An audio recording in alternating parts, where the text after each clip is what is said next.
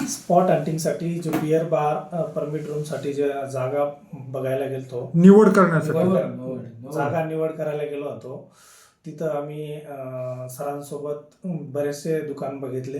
प्रत्यक्ष आपण spot hunting म्हणजे परमिट रूम बिअर बार साठी जागा निवडण्यासाठी तुम्हाला ट्रेनिंग टाइप मध्ये आपण एक हे केलं होतं.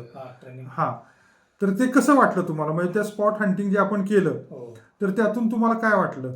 तिथं एकदम म्हणजे एकदम व्यवस्थित वाटलं, कारण तिथं पब्लिक प्लेस आहे आणि बरेचसे पार्किंग वगैरे ज्या अशा जागा आहेत तिथं कस्टमर वगैरे येण्यासाठी आणि पब्लिकसाठी जास्त व्यवस्थित आहे. कन्सेप्ट क्लिअर झाले जागा निवडीचे तुमचे? हो. पहिले कसे कन्सेप्ट होते? आपण स्पॉट हंटिंगच्या आधी कसे कन्सेप्ट होते? पहिले एक अंदाज नव्हता आणि आता कसं थोडासा अंदाज क्लिअर होऊन गेला. क्लिअर झाला. पहिले कसं पब्लिक प्लेस आणि जागेचं असं वाटत होतं की मोकळ्या पटांगणात पाहिजे, पण प्रत्यक्ष पाहिल्यानंतर बरेचसे क्लिअर झाले.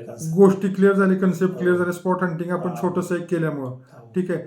आता तुम्ही तुमच्या गावी जाऊन तुम्ही तुमची जागा निवडू शकाल व्यवस्थित? नक्की 100%. 100%. बर, तुम्ही जे आपले फॅमिली मेंबर्स आहेत तुमच्यासारखे त्यांना काय मेसेज देऊ इच्छिता? मी तो सांगायला बरेचसे ज्यांना आवश्यकता आहे त्यांनी प्रत्यक्ष येऊन किंवा सरांशी भेटून या गोष्टीचा गायडन्स घ्यावा आणि बऱ्याचशांनी याच्यामध्ये उतरावा असं वाटतं. कुठं ह्याच्यामध्ये परमिट रूम बिअर मध्ये.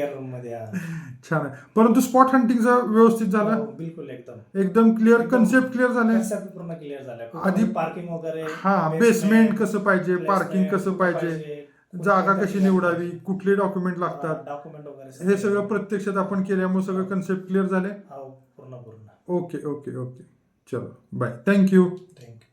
शुभेच्छा तुम्हाला आणि धन्यवाद.